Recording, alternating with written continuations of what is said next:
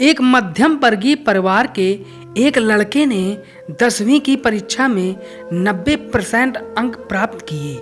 पिता ने मार्कशीट देखकर खुशी खुशी अपनी बीवी से कहा कि बना लीजिए मीठा दलिया, स्कूल की परीक्षा में आपके लाडले को 90% अंक मिले हैं। माँ किचन से दौड़ती हुई आई और खुशी खुशी बोली, मुझे भी दिखाइए, मुझे भी मेरे लाल का रिजल्ट देखना है।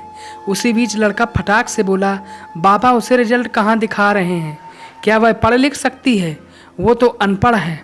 अश्रुपूर्ण भरी आंखों से पल्लू से पोंछती हुई माँ दलिया बनाने चली गई। ये सब पिता ने देखा और कहा, बेटा तूने बिल्कुल सही कहा।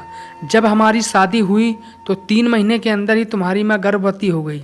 मैंने सोचा शादी के बाद ही कहीं घूमने नहीं गए, एक दूसरे को ठीक से समझे भी नहीं, चलो इस बार अबॉर्शन करवा कर आगे चांस लेते हैं। लेकिन तुम्हारी माँ ने जोर देकर कहा, नहीं घूमना फिरना और आपस में समझना, यह सब कुछ बाद में। फिर तेरा जन्म हुआ। वो अनपढ़ थी ना, जब तू गर्भ में था तो उसे दूध बिल्कुल पसंद नहीं था। उसने तुझे स्वस्थ बनाने के लिए हर दिन 9 महीने तक दूध खाया। क्योंकि वो अनपढ़ थी ना, तुझे सुबह 7 बजे स्कूल जाना रहता था, इसलिए सुबह 5 बजे उठकर तेरा मनपसंद नाश्ता और डिब्बा बनाती थी। क्योंकि वो अनपढ़ थी ना, जब तुम रात में पढ़ते पढ़ते सो जाते थे तो वह आकर तुम्हारी कॉपी और किताब बस्ते में भर कर तुम्हें बिस्तर पर सुलाती थी और उसके बाद ही सोती थी, और रात में बार बार जाग कर तुम्हें ओढ़नी से ढकती थी। क्योंकि वो अनपढ़ थी ना, बचपन में तुम ज़्यादातर समय बीमार रहते थे। जब वो रात भर जाग कर भी सुबह जल्दी उठती थी और काम पर लग जाती थी। क्योंकि बेटा वो अनपढ़ थी ना, तुम्हारे लिए ब्रांडेड कपड़े लाने के लिए मेरे पीछे पड़ती थी और खुद सालों तक एक ही साड़ी पर रहती थी। क्योंकि वो अनपढ़ थी ना। ये सब सुनकर लड़का रोते रोते अपनी माँ से लिपट कर बोलता है, माँ मुझे तो कागज़ पर 90% अंक मिले हैं, लेकिन आप मेरे जीवन को 100% बनाने वाली पहली शिक्षक हो।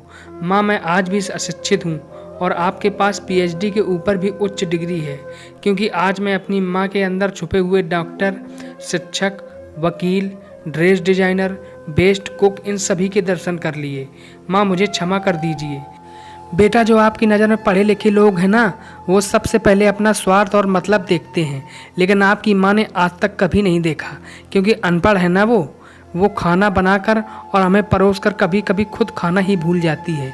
इसलिए मैं गर्व से कहता हूँ तुम्हारी माँ अनपढ़ है। आशा करता हूँ ये शिक्षाप्रद कहानी आपको पसंद आई होगी।